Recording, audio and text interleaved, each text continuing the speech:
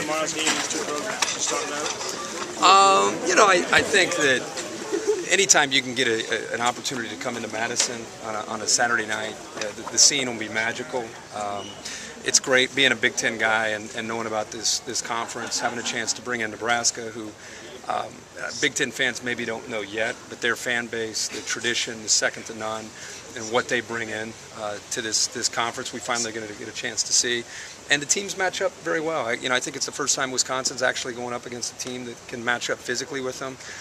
Can't wait to see Taylor Martinez healthy, to see how he plays on the road. He's going to have to make some plays with his arm. So overall, I think this is what it's all about. This is college football at its best. How do you think it's going to play out tomorrow? Well, I hate to put the whole game on Taylor Martinez, but I think I got a lot of respect for the kid, even though he's a sophomore.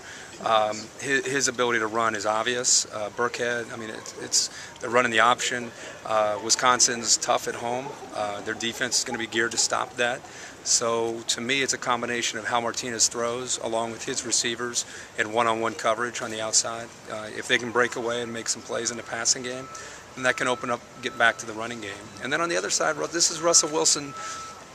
This is why he decided to go to Wisconsin, to play in these kind of games. And this is an opportunity for him to kind of show where he is against a quality opponent. With all due respect to Oregon State and South Dakota, whoever else they play, this is really good competition. And this is when I think Badger fans are really going to see what Russell Wilson's all about. And to see this offense clicking now that they're healthy and feeling good, this is kind of a chance for us to all kind of set a barometer to where Wisconsin is and really where Nebraska is at this point in the year. What's it like being back here for the second year in a row? We love coming here. Every week we're pretty spoiled. We get a chance to get around the country and see some great scenes. But I played here. I've come in here and called a bunch of games. So for me, it's always fun to come in here. Believe it or not, being an Ohio State guy, the student body here is insane. It's quite a treat to be up in the booth, looking down when they do jump around, and it's what college football for me is about. I love going out to the SEC. But there's something different about coming here. The weather's cool. It feels like the fall, feels like football.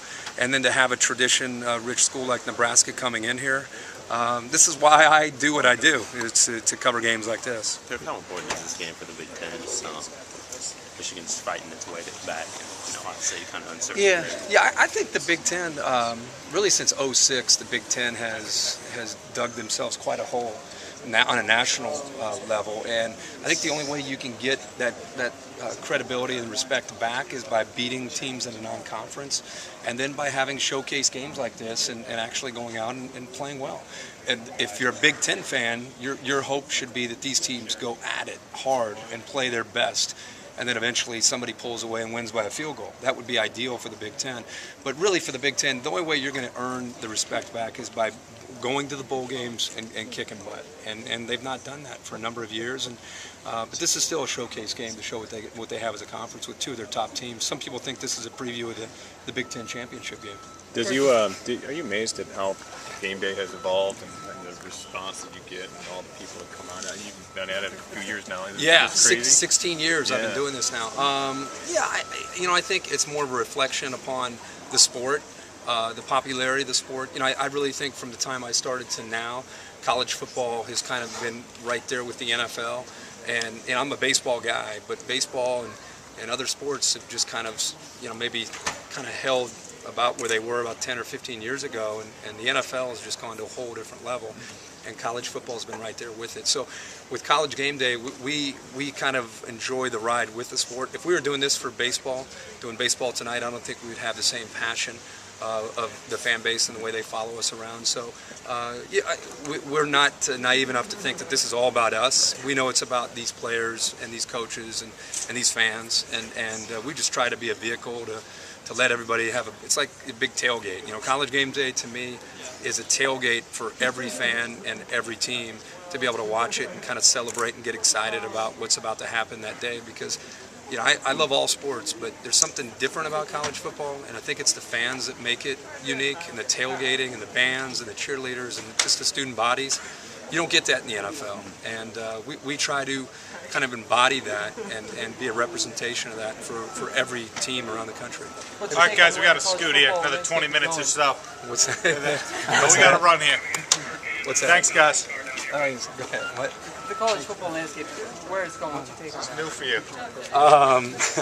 I would say it's unknown. You know, I would say that that it's kind of scary to think that we, 2 weeks ago thought that we were going to have a Pac 16, and next thing you know, Syracuse and Pitt end up being the teams that jump from the Big East to the ACC.